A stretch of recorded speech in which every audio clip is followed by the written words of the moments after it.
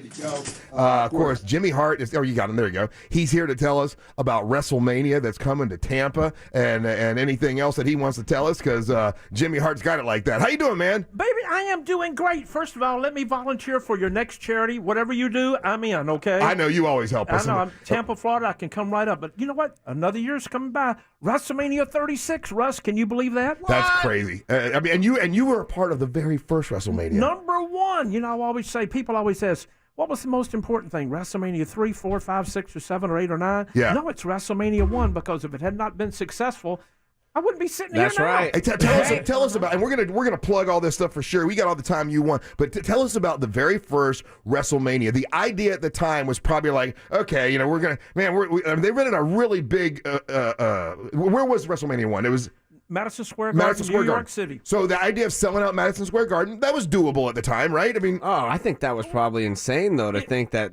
one gigantic night like that. Because I remember watching something like a documentary about it that they were like, you know, how is this going to work? And right, because you had to see the pay-per-views in the movie theaters. Nobody believed it ever happened. Right. Now, think about it. I'm in Memphis, Tennessee with Jerry the King Lawler, right? Right. So I'm in the Memphis wrestling, and all of a sudden I get the call 3 months before that, or 2 months before that, and I said, feet don't fail me now. I packed my bags, and I went straight to New York as fast as I could get there when they called me. Because what people don't know is at that time, wrestling was in different territories, right. and for them to bring all the territories together, kind of unheard of, right? It was unbelievable, and a lot of people I heard tried to talk Vince out of doing it. They said, it'll never work. Don't waste your money. But he borrowed money. He did everything he could, but he put the show on. So now I go from Memphis, Tennessee, from the Coliseum to Tupelo, Mississippi, and all the towns like that, to Madison Square Garden, New York City. So I walk in for the first WrestleMania, and there's Billy Martin there. There's Liberace. There's Muhammad Ali. Wow. Mr. T. Yeah. And I'm just Cyndi Lauper. Yeah. And Dick Clark. And, of course, years before that, I had a million-seller record with the Gentrys called Keep on Dancing. So I'd done American Bandstand twice and met Dick Clark before, so it was great to see him again. Yeah. So now I look at the schedule, and I'm going, wait, I'm out twice. I'm going to the ring with King Kong Bundy. And then I'm going to change my blue light Kmart special jacket, the Jimmy Hart jacket. Then I'm going to go out with Greg the Hammer Valentine. And I went, whoa, this is going to be unbelievable. And boy, it was too. Yeah. I mean, a huge success. You know, a lot of people didn't think it was going to be at the time. Huge success. And you were the manager of Greg the Hammer Valentine, right? Managed Greg and King Kong Bundy. You know, two different matches, of course, back then. Of course, then later on, they gave me Jim the Anvil Neidhart, who I managed in Memphis at the time. Then later on, we put Bret Hart with us. We had the Hart Foundation. Yeah. And then came the Honky Tonk Man and the Nasty Boys and the Rougeau Brothers and Dino Bravo, Adrian, the list goes on. And I'm name dropping, right? It's okay. No, I love the name dropping. And usually it was the heel, right? Like you, right. you were the heel. We were the bad guys, yeah. Yeah, always the bad guy. But then you changed, and then it was.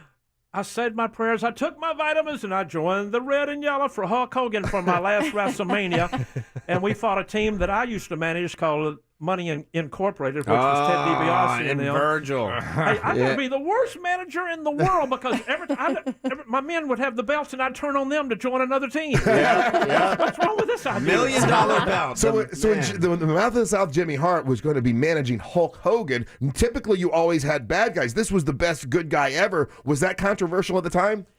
Well, it was a little bit different, but we shot a big thing with Brutus where they were going to beat Brutus up, and it was so weird. We were doing the Raw that night, and on the thing, and Brutus came out, and he just came back from his, having the face operation thing, and somebody was out there going, I've had some bad luck. My wife left me, my dog got run over by a truck, my goldfish jumped out of the bowl, and everything else. And somebody yelled out in the middle of it, goes, you know why? Because you're a loser. I went, oh, my God, this is not going to work at all. But I jumped on and helped Brutus against the Money Inc., who I was managing at the time. And after that, Hulk says, Jimmy Hart, I knew you were always a Hulkamaniac. From the very beginning, I want you on my team. I went, okay, I'm in. And he's been a great friend of yours ever since, hasn't he? Man, we've been friends for over 40 years. We started in Memphis together. Quick story, too. Jerry Lawler, back when I had my band, before I got into wrestling, I was down watching the matches one night at the Coliseum before I went to play our gig. And Lawler goes, you see that big guy in the ring in there? And I said, yeah. He goes, he just asked me to manage him off the record, and I'd give 10%. And I said, he was Terry Boulder back then.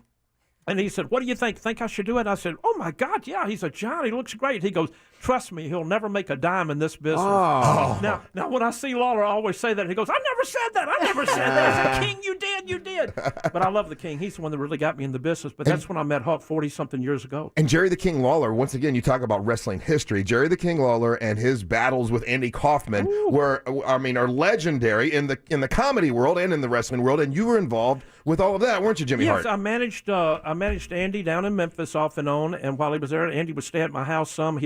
I'd drive him on some of the trips we'd go. Because, hold on. Andy Kaufman would stay at your house. Oh, right. Okay, when he would stay at your house, was he in character? Was he out of character? Was he odd? Like, what was he like at your house? He was great. Like he was very mannerly with everything else. And he even ought to drive on our driving trips. Back then, we drove everywhere. We didn't, our territory back then was Monday night, Memphis Coliseum, Tuesday night, Louisville Gardens, Wednesday night, Evansville, Indiana, then a spot show back in Memphis somewhere like Jackson, Tennessee, Tupelo, Mississippi, every Friday night, Saturday morning TV live, and after that was over, we drove all the way to Nashville. So 7 days a week back then. How different is it now? I mean, now it's get this statistic, right? With WrestleMania has generated more than $1.2 billion. $1.2 billion in 12 years. Could you have imagined that when you were driving from this town to town to wrestle? Could you imagine that this industry that you love so much could make $1.2 billion? Well, it's just so unbelievable. Like I said, even when I left Memphis and went to New York,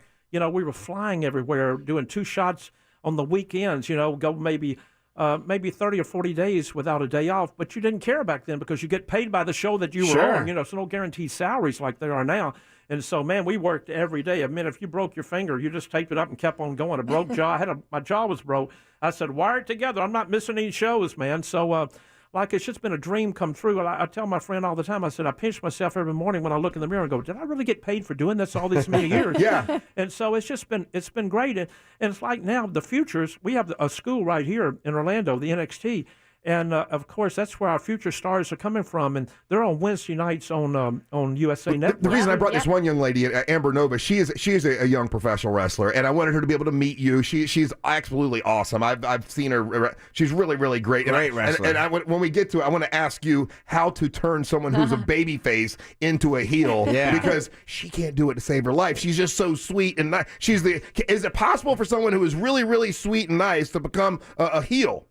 I think there's anything that's possible. You just got to set your mind to it and, of course, have the backing of whatever company you're with.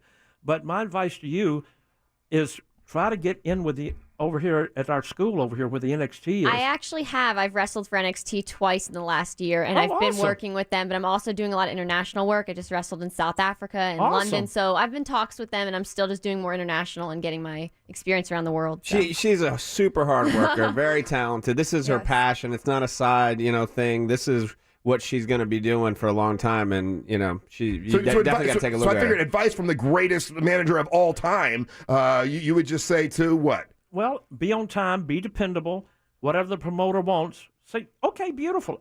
When I first started, like if they wanted to do a paint match where they were going to paint me yellow in Memphis, Tennessee, I'd buy the paint. Really, it didn't matter to me. Jimmy, we're going to have a strap match today, so the loser's going to get 10 lashes. I'd go buy the belt. I got a real thin belt, by the way. Always, volunteer. When I first went to New York, Fred Blassie, Lou Albano, Mr. Fuji, all the people who I love, one day we got together in a room and they said, Jimmy, you're going out 3 or 4 times a night. We only have to go out once. Yeah. We all make the same amount of money. And I said, okay. And they said, you won't be here 6 months because your heat will be gone. And I said, well, you know what? I enjoy doing what I do, and the promotion asked me to go that, and that's what I wanted to do. I'm glad I did that because now when you watch our network, you're all over for $9.99 a month. You're right. I'm on every tape. You're all over. And the thing about the success story with the Mouth of South, Jimmy Hart, he's a super, super great guy. If he tells you he's going to do something, he does it. That's what I've learned from him. But think about this: he made it in an industry where you never wrestled. You were always the manager, and in that you have become a Hall of Famer. It really is an amazing story. How many other managers are in the Hall of Fame? Not that many, right? Well, Bobby Heenan, a lot of the guys from the past, but like a lot of the future guys, I'm sure going like, Paul Heyman. I love Paul Heyman. Paul, yeah. He's so great on the mic. He reminds me of Rush Limbaugh. Yeah, he's the wrestling.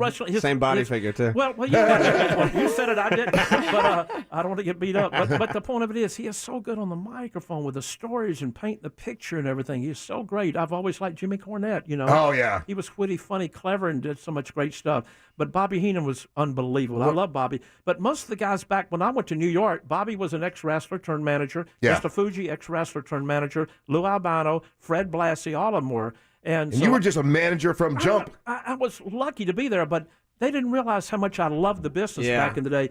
When I was in high school, I used to go 4.5 miles every Monday night, walk, whether it was raining, cold weather, hot weather, whatever, to the Ellis Auditorium and stand outside the door where Mr. Coffee would come out and he'd pick the guys that were going to sell popcorn that night and Coca-Colas that night. Yeah. And I'd always be the first one in line, and he'd always pick me to sell the Coke because I knew if I sold my quota, you got 35 cents for selling 24 drinks that night. It's a great deal. I know it. I'd make $1.50 a night, but it was great back then. But I'd sell 5 or 6 of the cases of them.